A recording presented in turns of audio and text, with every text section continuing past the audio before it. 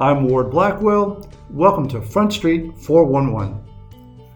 As was the case last time, the COVID-19 vaccine is the most significant issue on the minds of most dentists.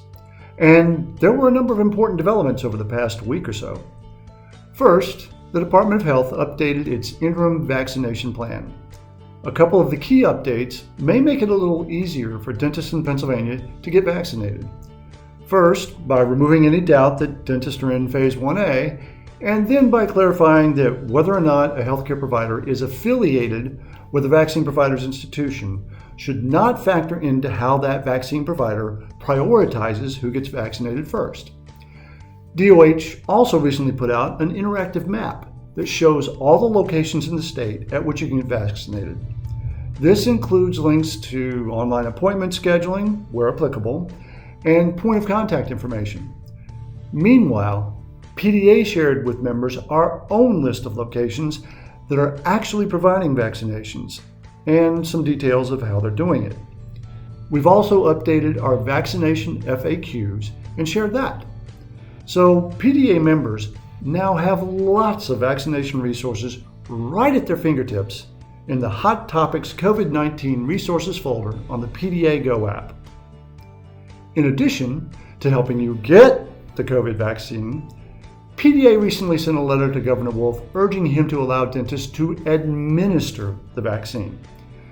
PDA's governmental relations team is now following up with key staff in the governor's office and at DOH. Among other things, we're pointing out that the governor's executive order issued last May already expands dentists' scope of practice to include testing and other health-related measures.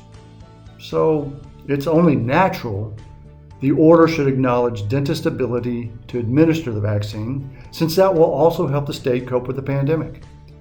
We also pointed out that dentists are experts with administering injections in a much more complex area of the body.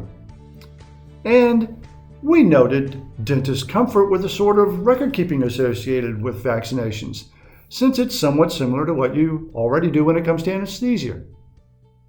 Okay, yeah, that last one was really just to see if you were paying attention.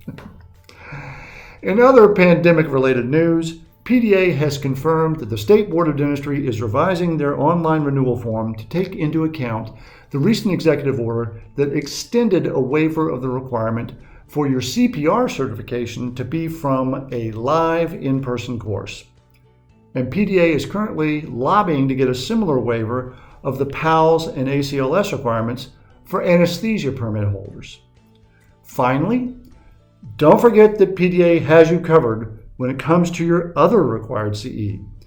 Our live virtual courses to satisfy your Act 31 and Act 124 requirements will be offered in late January and February, respectively, and you can sign up now on the PDA website.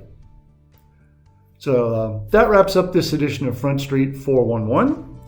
I hope everyone's new year is off to a great start and that we'll see you again in 2 weeks.